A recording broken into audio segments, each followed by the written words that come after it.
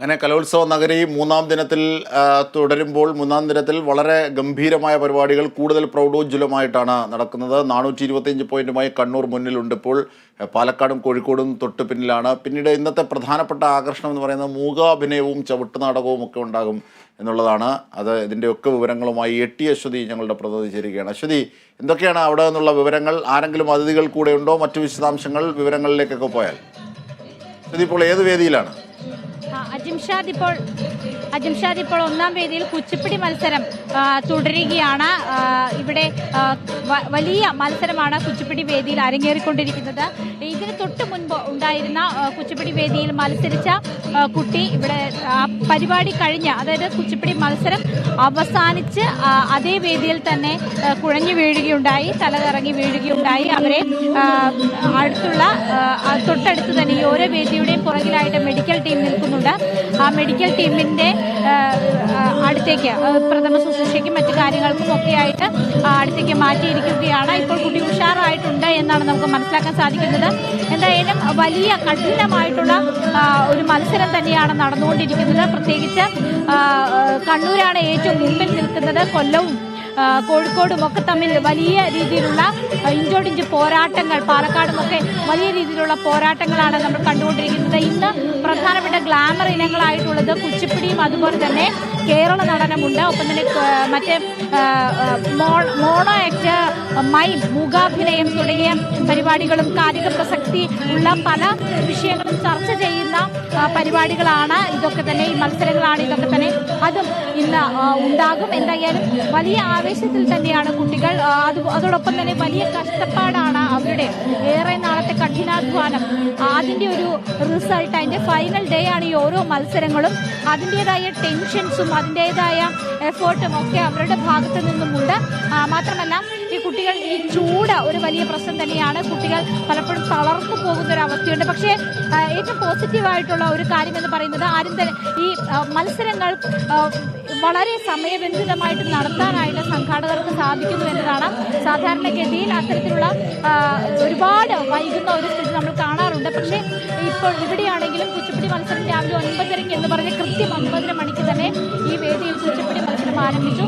വലിയ ഡിലേ ഇല്ലാതെ തന്നെ മത്സരങ്ങൾ അതിൻ്റെതായ രീതിയിൽ പോകുന്നുണ്ട്. ഇപ്പോൾ ഇവിടെ ഒരു 4-5 മത്സരങ്ങളോളം ഇപ്പോൾ കഴിഞ്ഞിട്ടുണ്ട്. അതിനാണ് ഞാൻ നേരത്തെ സൂചിപ്പിച്ചതുപോലെ ഈ കുച്ചിപ്പിടി മത്സരത്തിന്റെ വളരെ ചൂട് കൂടുതലാണ്. വിദ്യാർത്ഥികൾക്ക്, മത്സരാർത്ഥികൾക്ക് പോലും പ്രയാസമുള്ള അവസരമാണെങ്കിലും താരതമ്യേന നല്ല ജനസാന്നിധ്യമുണ്ട് അല്ലേ?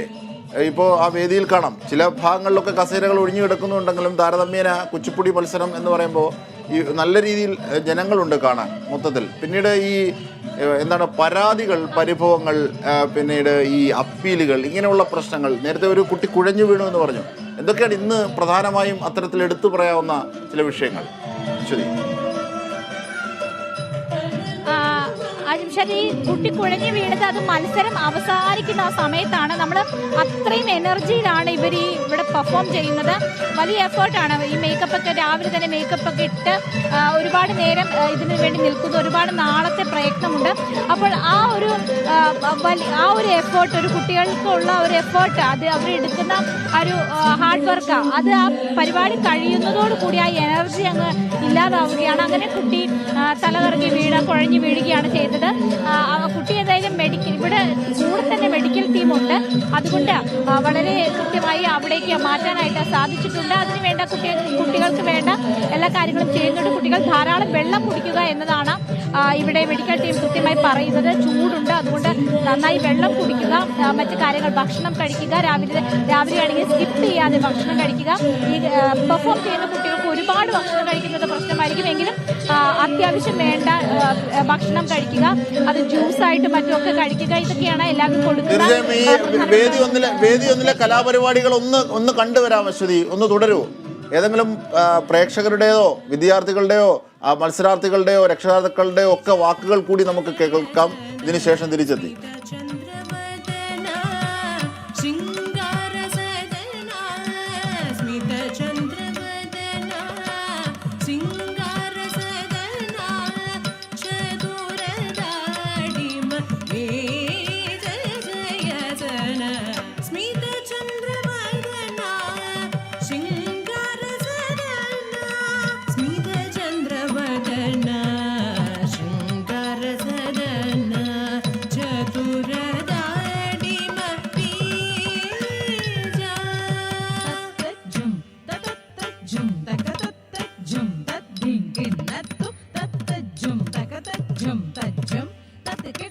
ഇരിക്കട്ടെ.